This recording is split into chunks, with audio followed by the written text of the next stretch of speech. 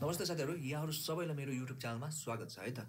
आज राति म तपाईँहरूलाई चाहिँ नि PFS चाहिँ कसरी रेजिस्टर गर्ने है।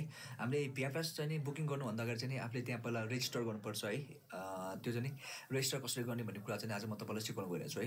यदि तपाईँहरू चाहिँ नि विदेश जाने प्रोसेसमा हुनुहुन्छ भने तपाईँलाई चाहिँ नि PFSमा चाहिँ डेट लिन आवश्यक छ है। त्यो PFSमा डेट लिनुभन्दा अगाडि चाहिँ आफूले चाहिँ नि गर्दै हुनुहुन्छ भने पहिला आफ्नो फोन नम्बर आफ्नो इमेल एड्रेस पहिला रेजिस्टर गरेर त्यो मार्फत चाहिँ हामीले PFS डेट लिन सक्छौँ है त। सबैभन्दा पहिला चाहिँ तपाईँहरू नयाँ हुनुहुन्छ भने चाहिँ नि है तपाईँले चाहिँ त्यहाँनिर PFSमा पहिला आफ्नो इमेल एड्रेस र आफ्नो टेलिफोन नम्बर चाहिँ रेजिस्टर गरेर त्यही मार्फत चाहिँ तपाईँले चाहिँ PFS डेट लिन सक्नुहुन्छ है त। सबैभन्दा पहिला म तपाईँहरूलाई चाहिँ PFSमा चाहिँ आफ्नो इमेल एड्रेस र टेलिफोन नम्बर चाहिँ कसरी रेजिस्टर गर्ने भन्ने कुरा चाहिँ तपाईँलाई सिकाउनु गइरहेको छु है। यदि तपाईँहरू मेरो युट्युब च्यानल नयाँ हुनुहुन्छ भने मेरो युट्युब च्यानललाई चाहिँ लाइक र सब्सक्राइब गर्नु है। म यस्तै खालको तपाईँहरूलाई चाहिँ हेल्पफुल हुने भिडियोहरू लिएर आइरहेको हुन्छु। मैले अर्कोचोटि अर्को भिडियो हाल्दाखेरि चाहिँ तपाईँको चाहिँ सबभन्दा पहिला स्क्रिनमा चाहिँ सबभन्दा पहिला आओस् है। त्यसको लागि चाहिँ तपाईँले मेरो भिडियो लाइक र सब्सक्राइब गरिराख्नु होला है त। ल अब म चाहिँ तपाईँलाई चाहिँ नि PFS बनाउनको लागि चाहिँ सबभन्दा पहिला चाहिँ के चाहिन्छ भन्ने कुरा चाहिँ नि भन्न गइरहेको छु है। नम्बर 1मा चाहिँ हामीलाई चाहिने इमेल एड्रेस र फोन नम्बर चाहिँ हामीले कम्पलसरी चाहिन्छ। यो दुईवटा कुरा चाहिँ हामीले तपाईँले चाहिँ रेडी बनाएर राख्नुपर्छ जुन हुन्छ। यदि तपाईँसँग इमेल एड्रेस छैन भने इमेल एड्रेस चाहिँ रेडी गर्नु होला है। त्यसपछि यदि तपाईँसँग चाहिँ नि त्यो इमेल एड्रेस रेजिस्टर्ड छ भने चाहिँ त्यही इमेल एड्रेस पनि तपाईँले युज गर्न सक्नुहुन्छ। त्यसपछि हामीलाई चाहिन्छ फोन नम्बर होइन। फोन नम्बर यो दुईवटालाई चाहिँ रेडी बनाएपछि होइन यो with the help of this email address and phone number हामी चाहिँ नि PFSमा चाहिँ नि रेजिस्टर गर्छौँ है त। अब चाहिँ नि म तपाईँलाई चाहिँ नि PFSमा चाहिँ नि रेजिस्टर कसरी गर्ने भन्ने कुरा चाहिँ नि सुरुदेखि बताउन गइरहेको छु है त। पहिला एउटा तपाईँले आफ्नो ब्राउजरमा जे छ त्यो खोल्न सक्नुहुन्छ। क्रोम तपाईँले के चलाउनुहुन्छ त्यो चाहिँ तपाईँले युज गर्न सक्नुहुन्छ है। त्यसमा चाहिँ तपाईँले चाहिँ सबभन्दा पहिला आफ्नो चाहिँ नि इमेल एड्रेस हाल्नु होला है। जिमेलमा साइन इन गर्नु होला पहिला। यसो गर्दा सजिलो हुन्छ। यसरी हेर्नु ठिक छ। यसरी चाहिँ तपाईँको चाहिँ नि यो इमेल एड्रेस मैले खोलिराखेँ है। जिमेल हाम्रो रेडी छ है। अब इमेल रेडी भइसकेपछि अब हामी चाहिँ नि यो इमेल एड्रेस चाहिँ हामी अब चाहिँ PFS कसरी गर्ने भनेर खोल्छौँ है त। सबैभन्दा पहिला चाहिँ तपाईँ ब्राउजरमा जानुहोस्। तपाईँले जुनै ब्राउजर खोले पनि केही फरक पर्दैन होइन।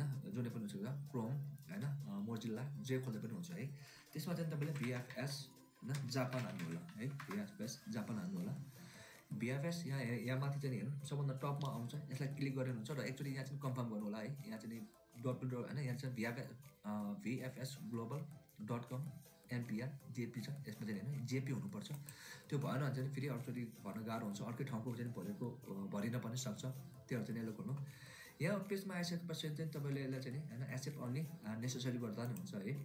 त्यसपछि चाहिँ हामी PFS ग्लोबलको चाहिँ होम पेजमा आइसकेका छौँ है। यसबाट चाहिँ तपाईँले यहाँनिर चाहिँ विभिन्न तपाईँलाई चाहिँ अप्सन दिएको हुन्छ। त्यो अप्सनमध्ये तपाईँले चाहिँ बुक नाउमा जानु होला है।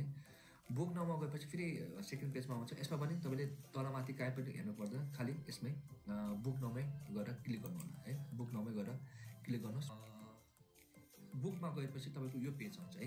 अब तपाईँहरूको चाहिँ नि पहिल्यैदेखि तपाईँ यसमा चाहिँ तपाईँको चाहिँ यो चाहिँ नि तपाईँको इमेल एड्रेस रेजिस्टर छ भने चाहिँ तपाईँले यहाँ डाइरेक्ट त्यो इमेल एड्रेस हालेर पासवर्ड हालेर तपाईँले साइन इन गर्न सक्नुहुन्छ।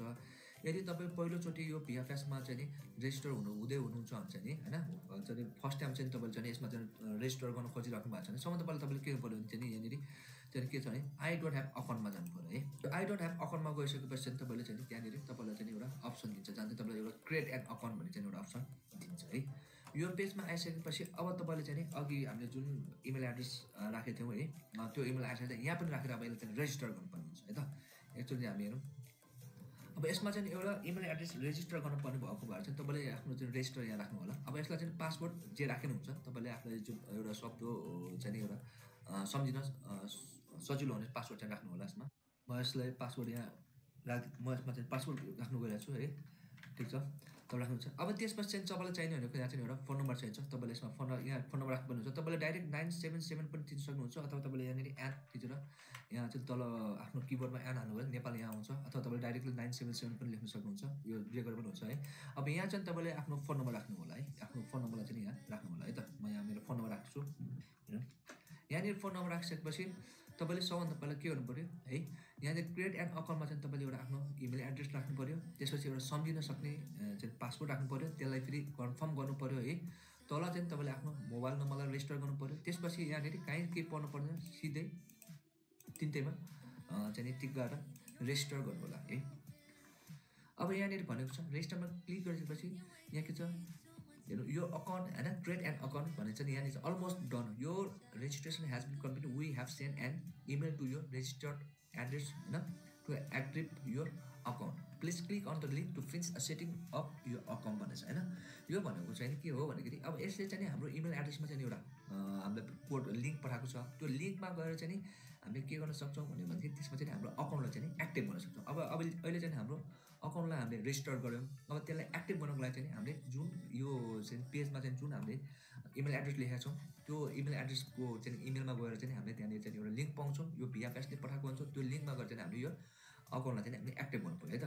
त्यसै गरेर चाहिँ मैले पहिल्यैदेखि मेरो अकाउन्ट खोलेर राखेको छु है यहाँनिर तपाईँहरूले चाहिँ आफ्नो अकाउन्ट खोल्नु होला।